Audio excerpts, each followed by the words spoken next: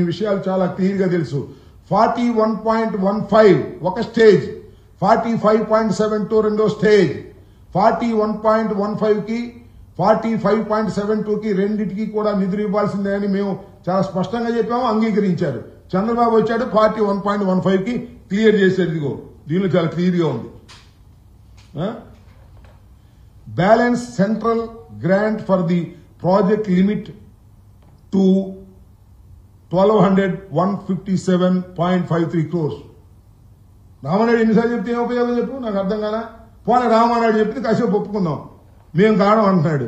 మీరు అధికారంలో ఉన్నారుగా, అంటే ప్రత్యేక హోదా కూడా మేమే కారణం పోవడానికి. ఎవరు అది వేరే రెండో అంశం కదా సార్ మాది. ఇప్పుడు ప్రత్యేక హోదాని దించేసింది ఎవరు, చంద్రబాబు మేమా చెప్పు నాకు. మేము మళ్ళా రేపు 45.75కి మేము అధికారంలోకి వచ్చామనుకోండి, రమ్మన్నా రాకుండా పోద్దేమో. ఒకసారి దించేసిన తర్వాత దించేశాడుగా, ఏమన్నాడు చంద్రబాబు నాయుడు గారు డైలాగు, ప్రత్యేక హోదా కన్నా ప్రత్యేక ప్యాకేజ్ చాలా గొప్పది అన్నాడా అనలేదా? మీ పేపర్లో రాయలా హెడ్డింగ్ పెట్టి అన్ని పేపర్లో? తర్వాత మళ్ళా ఆ మోడీతో తగదనంగానే ప్రత్యేక హోదా కావాలని కూరగాయలు దాంట్లేసి మెళ్ళ కూర్చున్నాడు. ఇక్కడ ఎందుకు ఈ డ్రామాలు నాకు అర్థం కాలేదు. ఇవాళ నేను చెప్తున్నా, చాలా స్పష్టంగా చెప్తున్నా పత్రికాముఖంగా, 41.15కి కుదించేశారు, చేతులు ఎత్తేశారు. దానికి చంద్రబాబు నాయుడు గారు అంగీకరించారు. అంగీకరించకపోతే కేంద్ర ప్రభుత్వ జలశక్తి నుంచి ఒక నోట్ రిలీజ్ చేయమనండి. ఇది అత్యంత ఇంపార్టెంట్ అయినటువంటి అంశం కదా. ఇక్కడ మన రాష్ట్రానికి పోలవరం ప్రాజెక్టు లేదండి, మేము 41.15కి పరిమితంగా లేము, కేంద్ర ప్రభుత్వం 45.72 వరకు కూడా మేము నిధులు ఇస్తామని చెప్పమని ఒక మాట అయిపోయా. పొరపాటు అయిపోయిందండి, మా తప్పు అయిపోయిందండి, మేము పొరపాటుని అర్థం చేసుకోలేదు, రామానాయుడు గారు పొరపాటుని అర్థం చేసుకోలేదు, చంద్రబాబు నాయుడు గారు, లోకేష్ గారు అని చెప్పి తప్పుకుంటాం. చెప్పనండి, రేపు చెప్పనండి, మీరు వెళ్ళినప్పుడు అడగండి. కేంద్ర మంత్రులు తిరుగుతున్నారు కదా రోజు బుయ్యమని.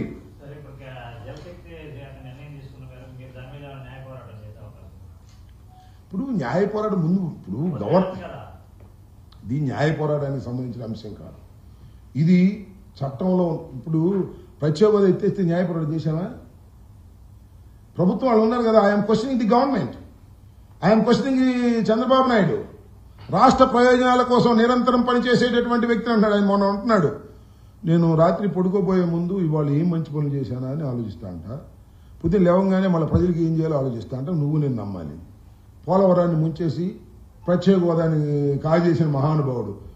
నేను అడుగుతుంది ఇక్కడ, న్యాయ పోరాటం చేయటం చేయకపోవడం that is a different matter. న్యాయ పోరాటం చేయడానికి ఎక్కడుందా అంశం? ఒక గవర్నమెంట్ అంగీకరించిన తర్వాత న్యాయ పోరాటాలు తేలుతున్నాయా?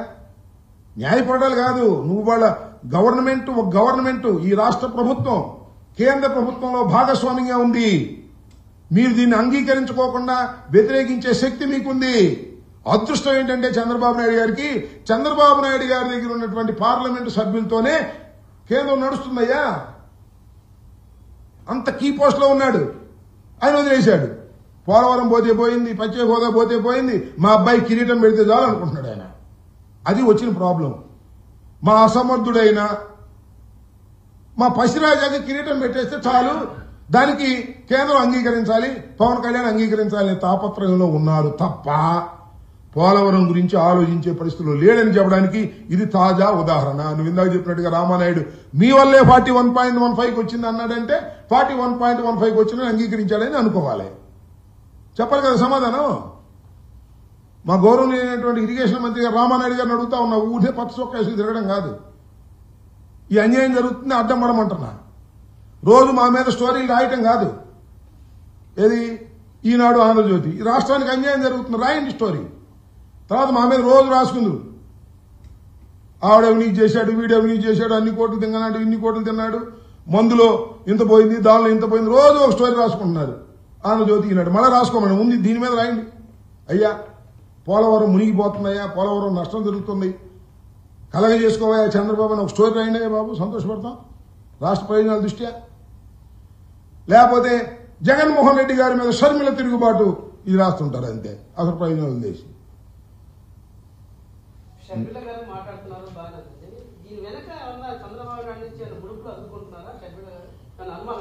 ఆ ముడుపులు అందుకుంటున్నారో లేదో నాకైతే తెలియదు, కానీ చంద్రబాబు నాయుడు గారి డైరెక్షన్లోనే ఆమె నడుస్తుందనేది నాకు ఉన్నటువంటి సమాచారం.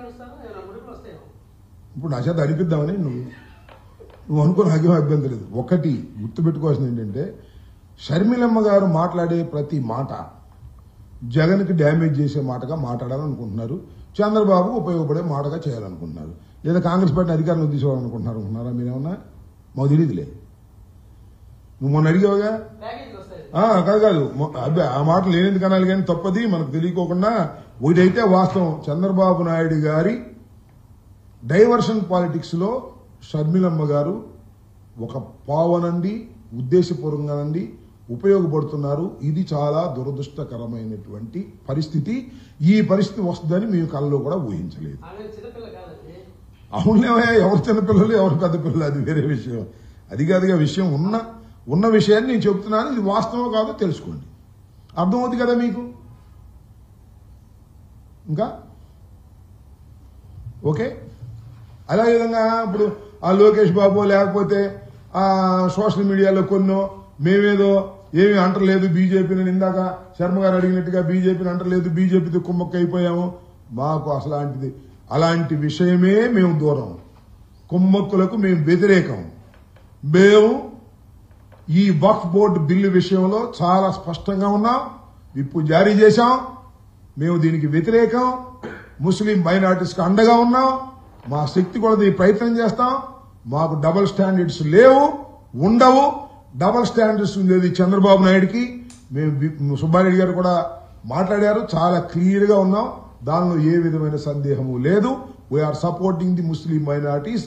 ఈ వక్ఫ్ బిల్లులోకి కేంద్ర ప్రభుత్వం రావడం అనేది రాజ్యాంగం మీద దాడి చేయటం, వారి మతంలో ఇంటర్ఫీర్ కావటం, ఇది తప్పు. భారతదేశానికి స్వాతంత్రం వచ్చిన దగ్గర నుంచి ముస్లిం మైనారిటీలు తమ హక్కుల కోసం తాను పోరాడుతున్నారు. వారికి మనం కూడా సపోర్ట్ గా ఉన్న ప్రభుత్వాలు తప్ప ఈ విధంగా ఎంకరేజ్ అవడం అనేది చాలా దుర్మార్గమైనటువంటి విషయం అనే విషయంలో ఏ విధమైన సందేహము మాకు లేదు. We are very clear. Polavaram project విషయంలో కేంద్ర రాష్ట్ర ప్రభుత్వాలకి నిరసనగా మీరు ఏమన్నా నిరసన కార్యక్రమాలు చేపట్టే అవకాశం? సోలార్ ప్రాజెక్టు దాని మీద నేను స్టడీ చేయలేదు. స్టడీ చేందుకు చెప్తాను. ఏంటి పోలవరం ప్రాజెక్టా? ఇప్పుడు చెప్తాగా రాని. What is the response from that? నేను ఒక ఆరోపణ చేశాను. నా ఆరోపణ ఆధారపూరితమైన ఆరోపణ చేశాను. ఏంటి? కేంద్ర జలశక్తి ఇచ్చినటువంటి యాన్యువల్ రిపోర్ట్ లో వాళ్ళు క్లియర్ గా ఇచ్చారు. దాన్ని నేను ఆరోపణ చేశాను.